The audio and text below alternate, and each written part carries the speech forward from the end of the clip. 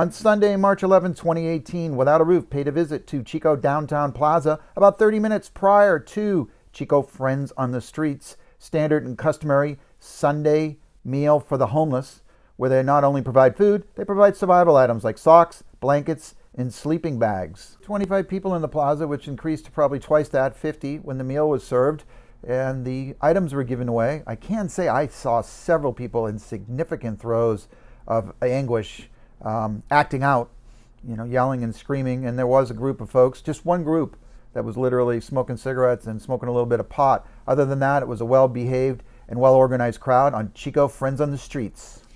Hello, my name is Lisa Brockus, and I want to tell you that Patrick is an advocate for the houseless and the people in need, and he feeds us adequately.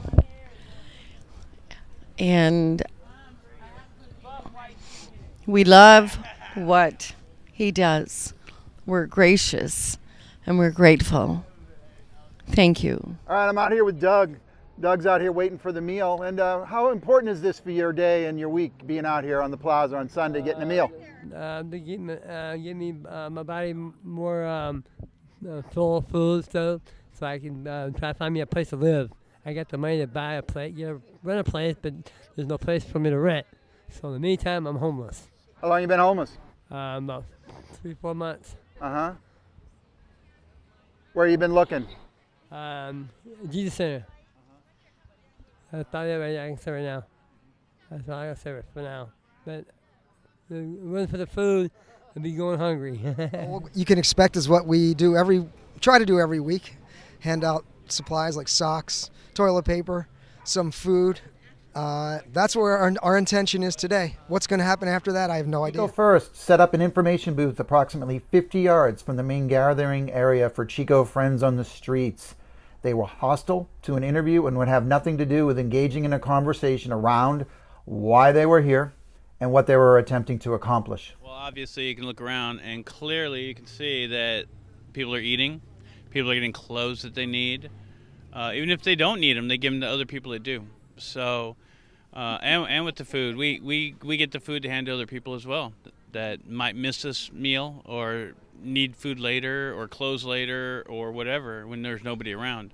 So this is a great opportunity and a great thing, because look at all the people. I mean, obviously it's needed. What would you say to people that want to shut it down, to tell everyone if they want a meal and you don't have money, go to the Jesus Center? All I could tell you is like this: look around. These people aren't at the Jesus Center right now. They're right here. Right where Right where they're at. And they're getting help right where they're at. They shouldn't have to go. If they can't, especially go get help at the Jesus Center. I mean, other people can't go there for different reasons. So where's the help for them?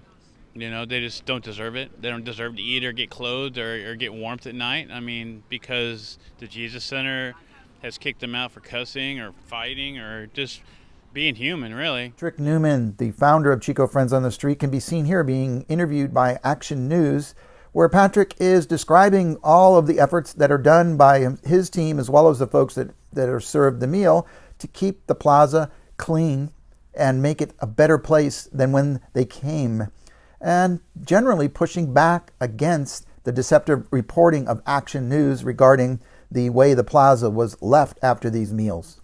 Here with Patrick Newman, founder of Chico Friends on the Street, who's going to give us some insights on, his little interview he had with Action News, and some summary on that terrible guerrilla feeding piece last week on Action News. Welcome to Without a Roof, Patrick Newman.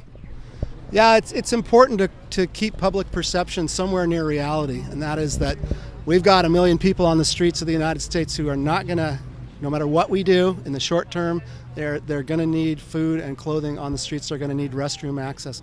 So to call what we're doing toxic charity